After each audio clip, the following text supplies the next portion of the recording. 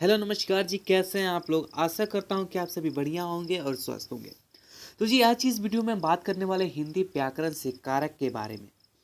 कारक के बारे में आज हम बात करने वाले हैं और लास्ट में आपको एक ऐसा ट्रिक बताएंगे जिससे कारक के जितने भी विभक्ति चिन्ह हैं वो सब आपको याद हो जाएंगे। तो प्लीज़ हमारे वीडियो को लास्ट तक जरूर देखिएगा। अगर आप हमारे चैनल पर नए हैं तो हमारे चैनल को अभी सब्सक्राइब कर लें और वीडियो को लाइक करके एक कमेंट जरूर करें। चलिए वीडियो को स्टार्ट करते हैं। कारक किसे कहते हैं, जो हमारा पहला क्वेश्चन है वो कारक किसे कहते हैं, यानी कि आपको बताना है कि कारक किसे कहते हैं।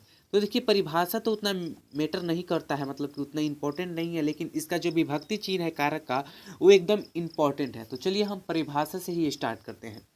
संज्ञा या सर्वनाम के जिस रूप से संज्ञा या सर्वनाम के जिस रूप से उनका संग किनका, तो संज्ञा या सर्वनाम का क्रिया से संबंध सूचित होता है उसे ही हम लोग क्या कहते हैं, तो कारक कहते हैं। संज्ञा या सर्वनाम के जिस शब्द से संज्ञा या सर्वनाम की सूचित किया जाता है, यानी कि उस शब्द का संज्ञा और सर्वनाम से संबंध को स्थापित किया जाता है, उसे ही हम लोग क्या कहते हैं, तो कारक कहते हैं। अब चलिए इसको साधारण भाषा में हम लोग समझते हैं, यानी कि आम भाषा में जिसे हम लोग समझते हैं ना, साधारण भाषा में उसे समझते हैं।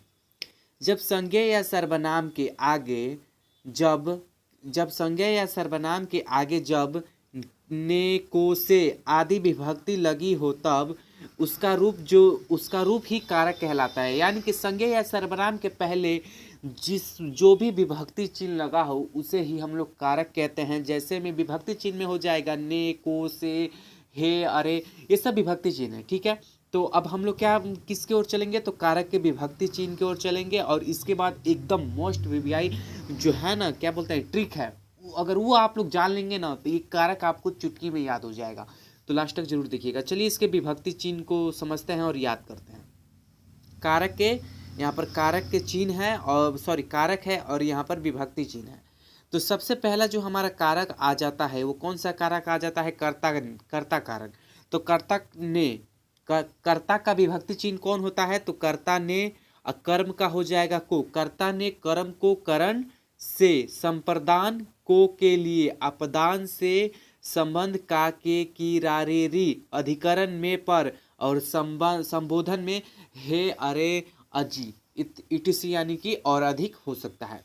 तो ये हो गया कारक का विभक्ति चिन्ह। आप इसे नॉर्मल सा भी याद रख सकते हैं। बहुत सारे जो व्यक्ति होंगे उनको नॉर्मल याद होगा, उनको ट्रिक की कोई ज़रूरत नहीं है, बहुत सारे व्यक्ति को। लेकिन हम सब जैसे हम लोग को ट्रिक ही अच्छा लगता है भाई, नॉर्मल कौन याद करेगा। तो ठीक है, तो पहले ऐसे समझ लीजिए, उसके बाद ट्रिक की ओर चलते हैं। कर्ता ने कर्म को करण से, संप्रदान को के लिए, अधिकरण अपदान से, संबंध काके की रे रे री, अधिकरण में पर, और संबोधन है अरे। अब चलिए इसके ट्रिक की ओर बढ़ते हैं। ट्रिक है, मैंने राम को कहा उसे खाने, यानी कि खाने को खाने के लिए कहो, यानी कि कही। मैंने राम से कहा उसे खाने को खाने के लिए कहीं से केला का इंतजाम करे, मैं पर है। तो देखिए मैंने, राम, मैंने, ने कौन सा है, तो ने जो है वो एक विभक्ति है। ने राम को क्या है, तो संज्ञा है, और मैं क्या है, तो सर्वनाम है। यानी कि मैं जो है वो सर्वनाम हो जाएगा और ने जो है वो कारक का विभक्ति हो जाएगा। यानी कि देखिए संज्ञा या सर्वनाम के आगे आने वाले विभक्ति को ही कारक कहते हैं। तो उदाहरण में समझाया गया है, मैंने राम को कहा उसे खाने को खाने के लिए कहीं से केले का इंतजाम करे, मैं पर है। देखिए कर्ता सबसे पहले क्या आ जाता है, कर्ता। तो आप इस लाइन को याद कर लीजिए, मैंने राम को कहा उसे खाने को खाने के लिए कहीं से केले का इंतजाम करे, मैं पर है। जैसे कर्ता ने कर्म को करण से, यहाँ पर राम को उससे यहाँ पर उसमें का जो ये है ना उसको हटा देंगे तो वहाँ पर से बचेगा, उस जो है उसे काट दिया जाएगा, उसे से ही पढ़ा जाएगा। तो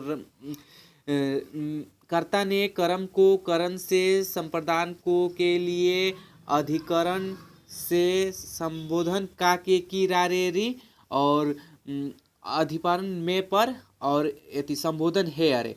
इस ट्रिक का आप इस्तेमाल कर सकते हैं याद रखने में, या आप साधारण सा भी याद रख सकते हैं। कर्ता ने कर्म को करण से संप्रदान को के लिए, अपदान से संबंध काके की रारे री, अधिकरण में पर और संबोधन है अरे।